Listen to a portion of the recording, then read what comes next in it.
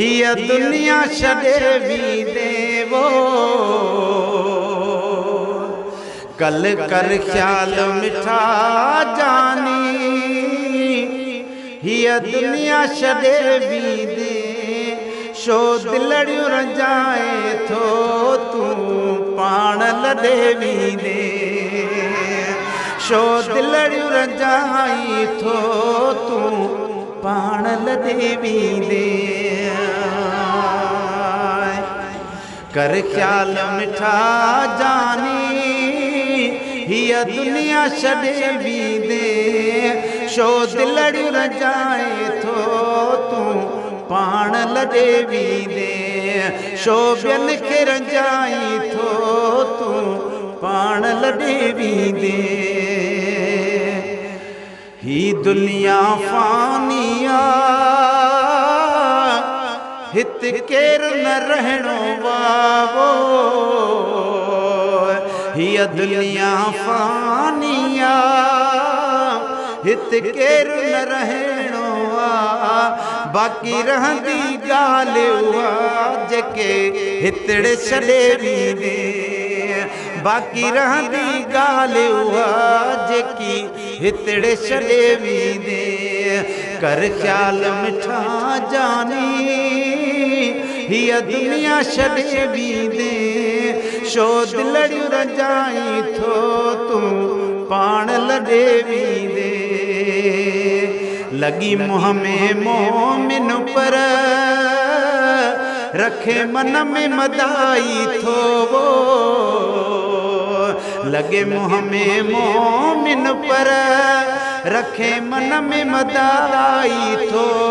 कंधो कहिड़ो उते खणंदे तूं ॾाढो लॻी थींदे कर ख्याल मिठा जानी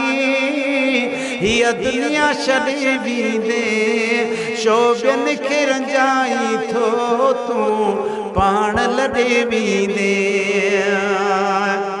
करे हिरस मकाएॾो पंहिंजी निंडड़ियूं फिटायूं थई वो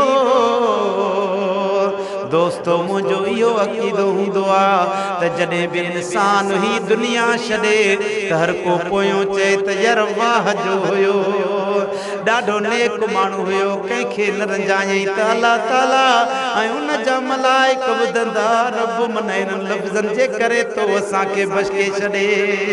हिकिड़ो अल्लाह जो प्यारो बानड़ो हुयो पंहिंजे ॻोठ में वॾो परहेज़गार हुयो पंहिंजे ॻोठ में सभिनी खे गॾु कयईं अदा साईं हुकुम मां ही तव्हांखे 10 दरहम ॾियां थो 10 दरहम सभिनी खे ॾियां थो ॿिली मां मरी वञा त मुंहिंजे पोयों इहो चवंदा अॼु जो त ॾाढो सुठो हुयो मालिक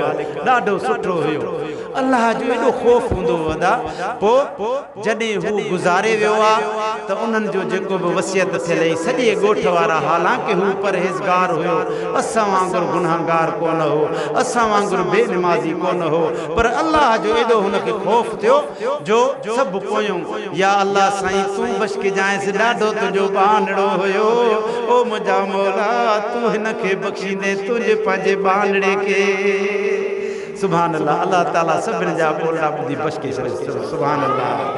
कर हिरस मकाएॾो पंहिंजूं निंडड़ियूं फिटायूं थई वो करे हिरस मकाएॾो पंहिंजूं निंडड़ियूं फिटायूं थई उहा साण न हलंदई जॾहिं जन लाइ महल अॾे वींदे कर ख्याल मिठा जानी हिय दुनिया छॾे वींदे वो भाऊ है जक दिलड़ियूं रंजाई थो तूं पाण लॾे वींदे